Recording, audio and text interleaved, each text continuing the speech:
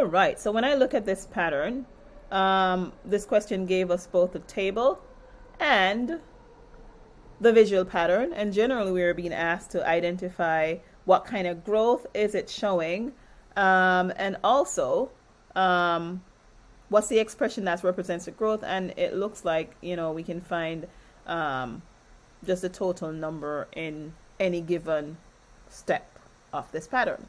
So what is staying the same? When I look, well, once I notice that there seems to be a square in the middle of the pattern. So there's a 1 by 1 here, there's a 2 by 2, there's a 3 by 3.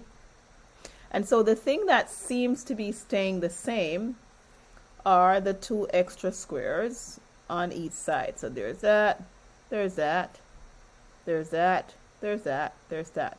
So let's go ahead and make a note of this. What is staying the same? So stays the same. There is a +2. Well, let's look at what's different, and we could actually see that. So we notice that the size of our squares is what is different. So we're going to make a note of that as well. The size of squares, and our squares normally come in the form n times n, is growing. So on the first one, we can see, the first one happens to be, let's change that, a 1 by 1. We have a 2 by 2. We have a 3 by 3. And so if we were to do a 4 by 4, then based on the pattern that we have here, so I'm going to do a step 4.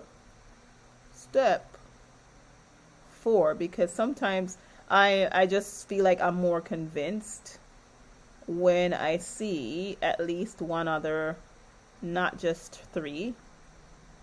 So I'm doing a 4 by 4.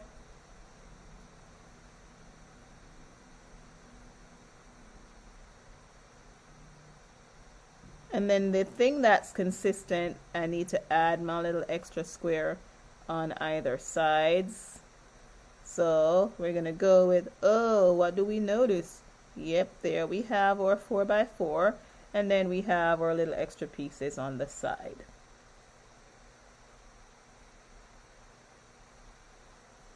Now, if we look at the total number of squares, and how that is changing, that is a +3.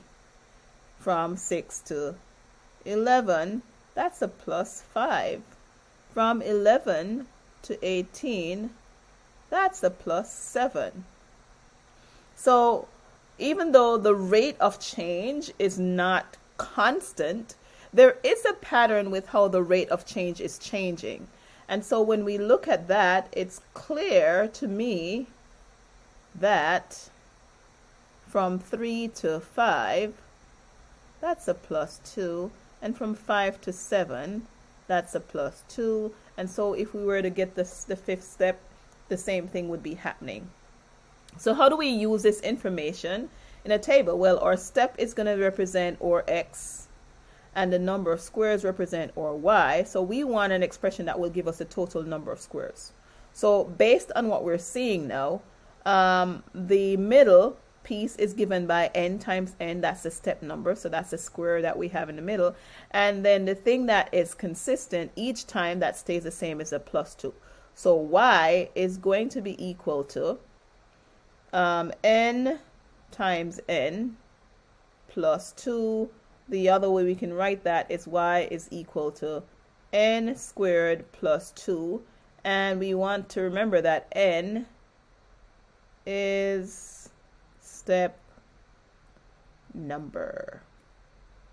All right, so n represents our step number. Hope that was helpful.